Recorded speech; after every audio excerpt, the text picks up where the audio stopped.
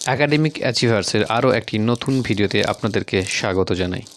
BA first semester এইইসি paper অর্থাৎ compulsory বেঙ্গলির 40 মার্কসের যে এমসিকিউ পরীক্ষা হবে, সেই পরীক্ষায় নৈবেদ্য কাব্যগ্রন্থে 4টি কবিতা পাঠ্য। তার মধ্যে আজকে আমরা আলোচনা করব চিত্ত যেথা ভয়শূন্য। এই কবিতা থেকে কয়েকটি গুরুত্বপূর্ণ এমসিকিউ, আশা করি এখান থেকে তোমরা কমন পেয়ে যাবে। প্রথম প্রশ্ন হচ্ছে, চিত্ত যেথা ভয়শূন্য এটা কত সংখ্যক কবিতা? এটা হলো 72 সংখ্যক কবিতা। 2 নম্বর, চিত্ত যেথা ভয়শূন্য কবিতার রচয়িতা কে? অবশ্যই রবীন্দ্রনাথ ঠাকুর। চিত্ত যেথা ভয়শূন্য কোন কাব্যগ্রন্থের অন্তর্গত? এটা নৈবেদ্য কাব্যগ্রন্থের অন্তর্গত। চিত্ত শব্দের অর্থ কি? চিত্ত শব্দের অর্থ হলো মন।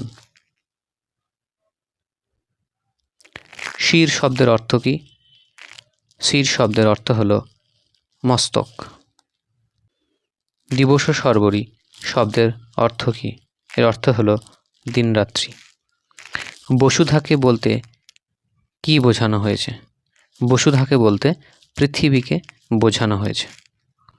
নির্বারিত শব্দের অর্থ কি? নির্বারিত শব্দের অর্থ হলো যাকে নিবারণ করা যায় না। দিশে দিশে শব্দের অর্থ কি? দিশে দিশে শব্দের অর্থ হলো দিকে দিকে। কর্মধারা শব্দের অর্থ কি? কর্মধারা শব্দের অর্থ হলো কর্মপদ্ধতি। সহস্রবিধ বলতে কি বোঝায়? সহস্রবিধ বলতে বোঝায় হাজার রকমের।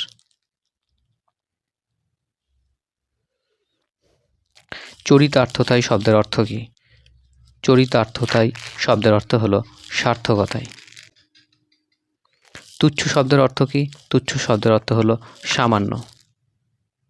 শতধা শব্দের অর্থ হলো শত খণ্ডে খণ্ডিত করা। তুমি সর্বকর্মচিন্তা আনন্দের নেতা। তুমি বলতে কাকে সম্বোধন করা হয়েছে? তুমি বলতে এখানে বিশ্ববিধাতাকে সম্বোধন করা হয়েছে। চিত্ত যেথা ভয় শূন্য উচ্চ যেথা ড্যাশ শূন্যস্থান পূরণ করো। শূন্যস্থানে হবে শির। বসুধারে রাখে নাই ড্যাশ শূন্যস্থান পূরণ করো। বসুধারে রাখে নাই খণ্ড ক্ষুদ্র করি। নেক্সট, ভারতের সেই স্বর্গে কর জাগরিত। এখানে স্বর্গ বলতে বোঝানো হয়েছে ন্যায়, সত্য, সুন্দর, প্রতিষ্ঠিত সমাজ ও পরিবেশকে। বিচারের স্রোত পথকে গ্রাস করতে চাই। আচারের মরুবালু রাশি। আজ এই পর্যন্তই, খুব দ্রুতই নেক্সট ভিডিও আসছে, চ্যানেলের সঙ্গে থাকুন।